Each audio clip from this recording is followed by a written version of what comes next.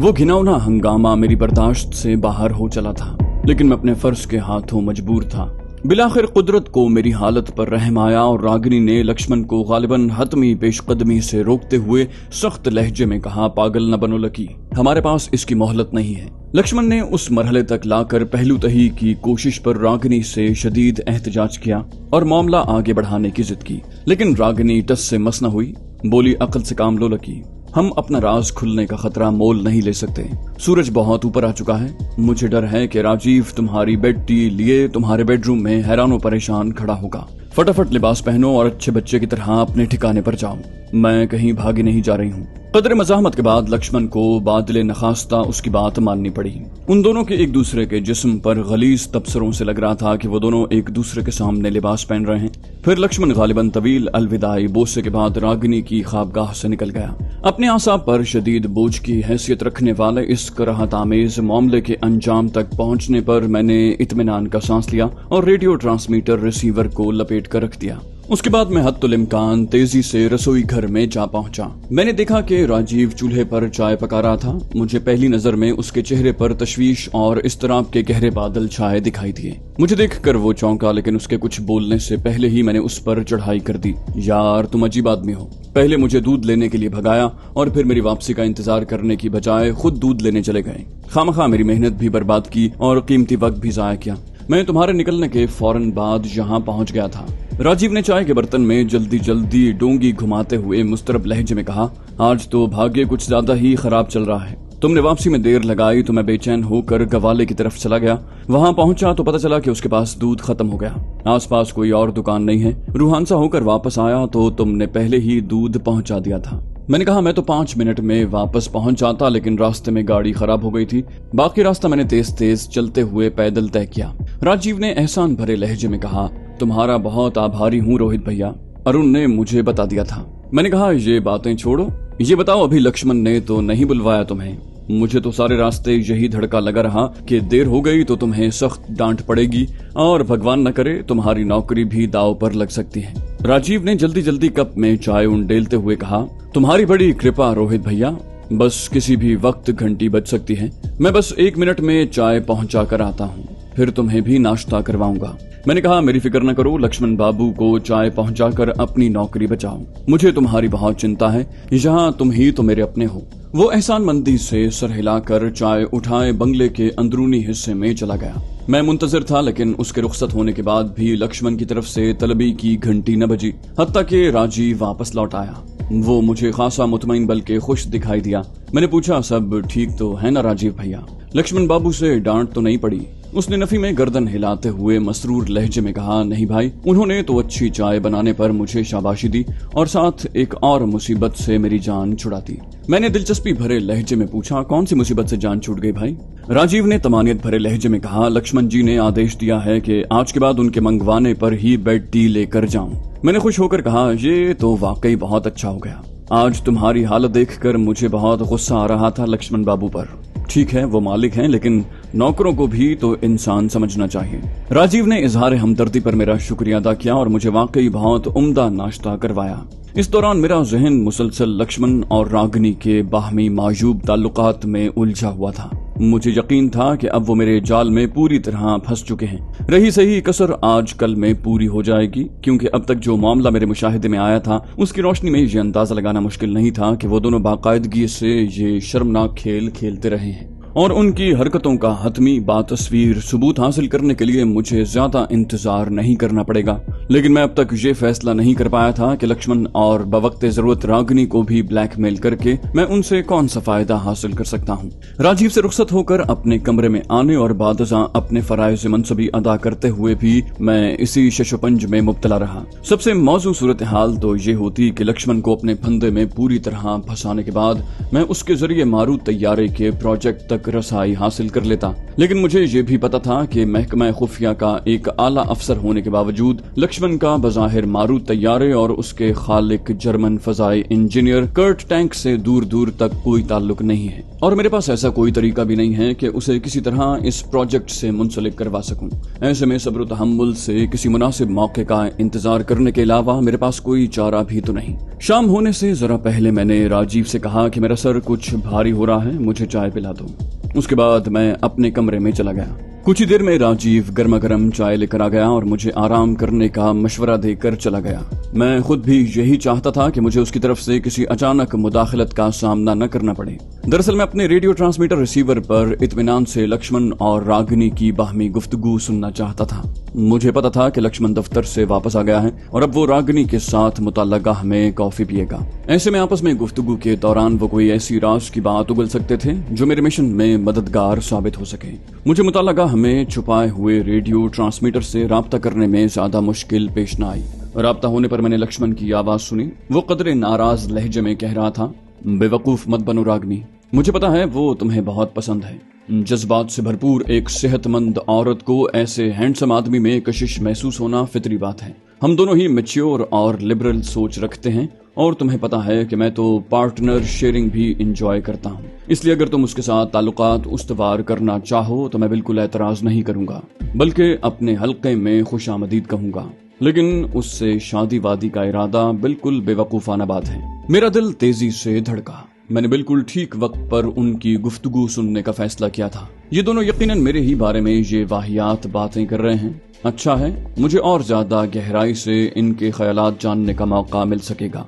रागिनी ने लक्ष्मण की तंबीह के जवाब में मुदाफियाना लहजे में कहा, लकी तुम मेरी बात समझने की कोशिश क्यों नहीं करते? तुम्हें अच्छी तरह पता है कि मुझे भी इन फजूल रिवायती रिश्तों से कोई दिलचस्पी नहीं जो इंसानों को तरह तरह की बेजा पाबंदियों में जकड़ देते हैं। लेकिन मैंने रोहित का काफी बारीक बीनी से नफ्सियाती तज्जिया किया है। मैंने उसे बेबाकी से अपनी तरफ माइल करने की कोशिश की तो ये बिदक जाएगा, और ये मैं साफ बता देती हूँ कि मैं उसे हरगिज अपनी जिंदगी से जाने नहीं दूंगी। तुम्हें पता है कि मैं तो जिंदगी में कभी पसंद के खिलौने से दस्तबरदार नहीं हुई, ये तो फिर मेरे नौजवानी के आशिक की डुप्लीकेट कॉपी है। लक्ष्मण ने कहा, तुम अच्छी तरह जानती हो कि अगर तुमने इससे शादी कर ली तो ये बहुत जल्द तुम्हारी असलियत और हमारे खुफिया रिश्ते से आगाह हो जाएगा। उसके बाद ये खुद ही तुम्हें छोड़कर चला जाएगा। इसके जाने से तुम्हें कोई फर्क पड़े या ना पड़े, हमारे इस राज से जरूर पर्दा उठ जाएगा जिसे हमने इस दकियानूसी माशरे से निहायत कामयाबी से छुपा रखा है। ये बात याद रखो, इस खतरनाक इंकिशाफ से पहले मैं उसे शूट कर दूंगा, चाहे ये खिलौना तुम्हें कितना भी अजीज हो। रागिनी ने कहा, मैं मानती हूँ तुम्हारा खदशा गलत नहीं है और उससे शादी की सूरत में हम दोनों का भांडा फूट जाएगा, लेकिन मैं तुम्हें यकीन दिलाती हूँ कि मैं उसे बहुत जल्द घेर कर अपने रास्ते पर ले आऊंगी। बस एक बार मुझे उस पर अपनी कुर्बत का जादू तारी करने का मौका मिल जाए। तुम्हें याद नहीं, पहले पहल तो मैं भी ऐसे किसी ताल्लुक के बारे में सोचना भी पाप समझती थी। मुझे इस पाप और पुण्य के उलझावे से आजाद करवाने में तुम्हें कितना वक्त लग गया। ये बेचारा तो वैसे भी इस पक्की उम्र तक दुनिया के इस सबसे ताकतवर नशे और सुरूर से महरूम है। मुझे यकीन है कि मेरी कुर्बत पाकर ये नीम दीवाना हो जाएगा और मैं धीरे धीरे इसे अपने रास्ते पर ले आऊंगी और इसे समझ आ जाएगी कि फितरी जिंदगी इसी का नाम है। लक्ष्मण ने कदरे तवक्कुफ के बाद कहा, मैं तुम्हारी बात झुटलाना नहीं चाहता रागिनी, और ना ही मैं रोहित को तुमसे दूर करके तुम्हारा दिल तोड़ना चाहता हूँ। लेकिन मसला ये है कि अगर तुम्हारी ये कोशिश नाकाम रही तो हम नाकाबिल तलाफी नुकसान से दो चार हो सकते हैं। ये ठीक है कि बात न बनी तो मैं उसे गोली से उड़ा सकता हूँ, लेकिन अगर उसने मेरे हाथों मरने से पहले ही किसी के सामने जबान खोल दी तो हमें लेने के देने पड़ जाएंगे। तुम जानती हो मुझे आइंदा इलेक्शन में असेंबली की सीट के लिए इलेक्शन लड़ना है। ये स्कैंडल सामने आ गया तो मेरा मुस्तकबिल और तुम्हारी जिंदगी बर्बाद हो सकती है। हम ये खतरा मोल नहीं ले सकते। रागिनी ने कदरे तवक्कुफ के बाद शिकस्त खुर्दा लहजे में कहा, तो फिर मैं क्या करूं लकी, मुझे हर कीमत पर ये शख्स चाहिए। लक्ष्मण ने मुसालिहाना लहजे में कहा, मेरा वादा है कि रोहित जरूर तुम्हारा बनेगा, लेकिन हमें कोई महफूज रास्ता इख्तियार करना पड़ेगा, ऐसा रास्ता कि सांप भी मर जाए और लाठी भी न टूटे। ये बताओ, क्या तुम उसे अपने हुस्न के जाल में फंसाकर पूरी तरह बेबस नहीं कर सकती? मेरा ईमान है कि ये दुनिया का सबसे ताकतवर हथियार, सबसे पुरअसर नशा है और कातिल अदाओं से लैस कोई हसीन औरत होशियार से होशियार मर्द को रेशमी आंचल की तरह अपनी छोटी उंगली पर लपेट सकती है, और मुझे यकीन है कि तुम इस फन में कमाल महारत रखती हो। रागिनी ने यह सुनकर फखरामेज कहा लगाया, लेकिन फिर संजीदा होते हुए कहा, तुम दुरुस्त कह रहे हो, लेकिन मेरे मुशाहिदे के मुताबिक रोहित कुछ अलग तरह का मर्द है। उसकी तरफ जारहाना पेशकदमी उसे अपने खोल में मजीद सिमटने पर मजबूर कर सकती है। हो सकता है रस्सी तुड़वा कर फरार ही हो जाए, इसलिए मैं रफ्ता रफ्ता उसे घेरने की कोशिश कर रही हूँ। लक्ष्मण गालिबन कुछ देर सोच में डूबा रहा, फिर उसने कदरे जोश भरे लहजे में कहा, यार रागिनी, मेरे जहन में एक तरकीब आई है। मुझे उम्मीद है उसे आजमाने के बाद ये बंदा खुद ब खुद हमारे रंग में रंग जाएगा और हमें अपना राज खुलने का खतरा भी नहीं रहेगा। और ये तरकीब नाकाम भी रही तो हमें कम से कम ये पता लग जाएगा कि इन तिलों में तेल नहीं है और हम इससे जान छुड़ा लेंगे। रागिनी ने खुश होकर कहा, वो कौन सी तरकीब है लकी, जल्दी से बताओ। लक्ष्मण गोया अपने जहन में ख्यालात यकजा करता रहा। फिर उसने कहा, तुम्हें ये तो याद होगा कि लंदन में तुम्हारे कयाम के इब्तिदाई सालों में मेरा तुमसे बर्ताव बिल्कुल अलग था। यानी तुम मेरे लिए सिर्फ और सिर्फ मेरी बहना थी, जिसकी तरफ ऐसी वैसी नजर से देखना भी मेरे लिए पाप था। रागिनी उसकी बात सुनकर चौंकी, हैरत भरे लहजे में बोली, अरे हाँ, ये तो बिल्कुल सच है। फिर तुम्हारी काया पलट कैसे हुई? फिर तुमने भाई बहन के पवित्र रिश्ते जैसे ढकोसलों से कैसे जान छुड़ाई? और मुझे भी अपने रंग में रंगने का कब सोचा? उसकी बात सुनकर लक्ष्मण ने कहा लगाया और फिर शरारत भरे लहजे में कहा, सच्ची बात तो यह है कि सेक्स के हवाले से हिंदुस्तानी माशरे की दक्यानूसी सोच से तो मैंने लंदन पहुंचने के 1-2 साल के अंदर ही पीछा छुड़ा लिया था और दर्जन भर लड़कियों से ताल्लुकात कायम कर लिए थे। जैसे जैसे वहाँ वक्त गुजरा, मुझे पता चला कि बहुत से आजाद ख्याल गोरे अपनी बहनों बल्कि बेटियों से ताल्लुकात उस्तवार करने से भी गुरेज नहीं करते। लेकिन उसके बावजूद तुम्हारी लंदन में आमद के बाद भी मैंने कभी तुम्हारे बारे में इस अंदाज में नहीं सोचा। रागिनी ने हंसते हुए कहा, तो फिर अचानक तुम्हारी काया पलट कैसे हो गई और तुमने अपनी राज दुलारी बहन पर नजर करम की कैसे ठान ली? लक्ष्मण ने कहा, अचानक तो नहीं, लगभग 6 महीने में मेरी सोच में ये इनकलाबी बदलाव आया था। तुम्हें याद है अपनी यूनिवर्सिटी के फाइनल ईयर के इम्तिहान देने के बाद मैं 8 माह के लिए हिंदुस्तान आया था? रागिनी ने कहा, हाँ बिल्कुल याद है, क्योंकि मैंने वो अरसा तन्हाई का सख्त अजाब भुगतते हुए गुजारा था और मैंने बादल नखास्ता के बाद दीगरे कई लड़के और लड़कियों से दोस्ती बढ़ा ली थी। लक्ष्मण ने कहा, मुझे पता है, अब आगे सुनो। मैं यहाँ पहुंचा तो कुछ ही दिन के बाद स्कूल के जमाने के एक दोस्त राकेश पांडे से अचानक मुलाकात हो गई और हमने एक साथ उठना बैठना शुरू कर दिया। इसी दौरान मुझे पता चला कि बचपन में इंतहाई शरीफाना जिंदगी गुजारने वाला राकेश इंतहाई आजाद ख्याल बल्कि यहाँ की जबान में आवारा मिजाज बन चुका है और उसने सेक्स ही को अपना ओढ़ना बिछोना बना लिया है। बल्कि गोरों के देश में कई साल गुजारने के बावजूद मैं कई मामलात में उसके मुकाबले में अनाड़ी था। मैंने उसकी शख्सियत में इस इनकलाब का सबब पूछा तो उसने बताया कि ये उसके एक साथी ओशो की देन है। रागिनी शायद लक्ष्मण के सांस लेने के लिए खामोश होने की मुंतजिर थी। उसने जल्दी से पूछा, ये सब तुमने मुझे पहले क्यों नहीं बताया और ये ओशो कौन है? लक्ष्मण ने कदरे नाराजी से कहा, दरमियान में मुदाखलत करके बात का तसलसल न तोड़ो, चुपचाप सुनती रहो, सब पता चल जाएगा। फिर उसने एक बार फिर बात का सिलसिला वहीं से जोड़ा जहां से टूटा था। बोला, राकेश ने मेरे इसरार पर बताया कि ओशो एक इनकलाबी सोच रखने वाला शख्स है जिसने बहुत कम उम्र में बहुत से लोगों को अपने नजरियात का मुतक़िद बना लिया है। जाहिर है हिंदुस्तान के कट्टर और रिवायत पसंद माशरे में उसके नजरियात के दुश्मनों की भी कमी नहीं, लेकिन उसके बावजूद उसके हल्का असर में कुछ अरसा गुजारने वालों की अक्सरियत उसकी गर्विदा हो जाती है। रागिनी ने उसके खामोश होने का फायदा उठाते हुए कहा, तो तुम भी अपने दोस्त राकेश के साथ उस ओशो के आश्रम पर चले गए? लक्ष्मण ने हंसते हुए कहा, उसका कोई आश्रम वाश्रम नहीं है, न ही ओशो कोई साधु संत है। वो एक पढ़ा लिखा MA पास प्रोफेसर है, बल्कि अगर उसके नजरियात के मुखालिफ एहतजाज न करते तो वो रायपुर के कॉलेज का वाइस प्रिंसिपल भी लग जाता। वो कहते थे उसकी तालीमात तलबा के लिए खतरनाक हैं, इसलिए उसका तबादला कर दिया गया। उसी साल वो जबलपुर यूनिवर्सिटी चला गया और फलसफा पढ़ाने लगा। रागिनी ने चिढ़कर कहा, अपने इस ओशो की वो तालीमात तो बताओ जिनसे मुतासिर होकर पहले तुम्हारा दोस्त और फिर तुम सेक्स के मामले में मादर पिदर आजाद हो गए। लक्ष्मण ने कहा, सिर्फ यही नहीं, ओशो की राह अपनाने के बाद हम हर तरह के कदामत पसंद ढकोसलों से आजाद हो गए थे। ओशो ने सबसे पहले तो धर्म के मामले में हमारा दिमाग खोला। ओशो की सबसे मुतासिर कुन बात यह है कि वो अपने सामने मौजूद अफराद को खुद अपने दिमाग से सोचने की दावत देता है। उसने हमें कहा कि जरा सोचो तो सही कि ये मजहब और धर्म है क्या। क्या ये सच नहीं कि दुनिया के तमाम मज़ाहिब लाजिमन खौफ और लालच पर उस्तवार होते हैं? उनकी बुनियादी मंतिक कमोबेश ऐसी ही होती है। ये काम करो ताकि बुरे न कहलाओ, जिंदगी सीधे रास्ते पर चलकर गुजारो वरना मौत के बाद जहन्नम में जलोगे, इस जन्म में पाप किए तो अगले जन्म में जानवर बनकर पैदा होगे वगैरह। लक्ष्मण गालिबन अपनी बातों का असर भांपने के लिए खामोश हो गया। रागिनी ने कुछ देर सोचने के बाद कहा, तुम्हारे इस ओशो की बातों में तो वाकई दम है, खैर आगे बताओ। लक्ष्मण ने कहा, पता नहीं सच है या झूठ, लेकिन ओशो का कहना है कि उन्हें 1953 में ज्ञान हासिल हुआ। उसके बाद वो आचार्य रजनीश कहलाने लगा और हिंदुस्तान भर के दौरे करके अपने नजरियात का प्रचार करने लगा। वो धर्म, रीत रिवायात और गांधी के सियासी नजरियात की कड़ी मुखालिफत करता है। ताहम मेरे जैसे आजाद ख्याल लोगों में उसकी मकबूलियत का सबसे बड़ा सबब सेक्स के बारे में उसकी फितरत से करीब तरीन तालीमात हैं, जिनके मुताबिक ऊपर वाले ने जब अपनी किसी मखलूक पर रिश्तों के नाम पर ताल्लुकात कायम करने की पाबंदी नहीं लगाई तो फिर इंसानों ने अपने ऊपर ये गैर फितरी रुकावटें क्यों आयद कर रखी हैं। रागिनी ने कुछ देर सोचने के बाद कहा, तुम्हारी बातें दिल को लगती हैं लकी।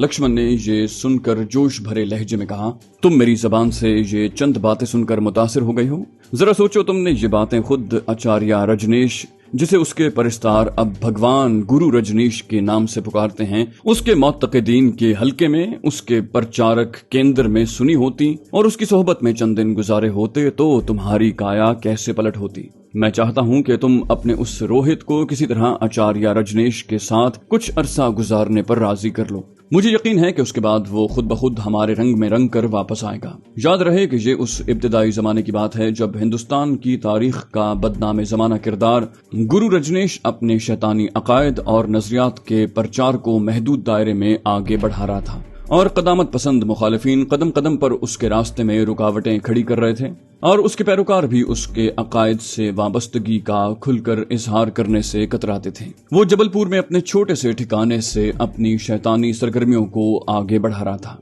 यूरोपीय ममालिक और अमेरिका से सन्यासी और सन्यासन बनने के लिए आने वाले हजारों गोरों से करोड़ों डॉलर और पाउंड ऐंठ कर 94 लिमुजीन गाड़ियों समेत बेपनाह दौलत का मालिक बनने और सेक्स गुरु और अमीरों का गुरु के खिताबात पाने जैसे वाकयात कई साल के बाद रूनुमा हुए थे। बहरहाल उधर लक्ष्मण की बात सुनकर रागिनी कुछ देर के लिए खामोश होकर कुछ सोचती रही, फिर कहने लगी, तुम्हारी तजवीज अच्छी है लकी, लेकिन रोहित कोई दूध पीता बच्चा नहीं है कि उसे बहला फुसला कर कहीं भी भेज दिया जाए। वो इतनी कमजोर शख्सियत का मालिक भी नहीं है कि इतनी आसानी से उसकी मर्जी और मंशा बल्कि जाती रुझानात के खिलाफ काम करने पर मजबूर कर दिया जाए। बेहतर ये होगा कि हम उसे आहिस्ता आहिस्ता अपने रास्ते पर लाने की कोशिश करें और जब वो किसी हद तक जहनी तौर पर तैयार हो जाए तो फिर उसे गुरु रजनीश के पास जाकर कुछ दिन गुजारने पर राजी किया जाए। लक्ष्मण ने दखल दिए बगैर रागिनी की बातें सुनी और फिर मसालेहाना लहजे में बोला, मेरा ख्याल है तुम ठीक कह रहे हो, हमें धीरे धीरे संभल कर कदम बढ़ाने चाहिए, लेकिन असल काम तुम्हें ही करना है। वो खुद को कितना ही पारसा जाहिर करता हो, आखिर है तो मर्द ना।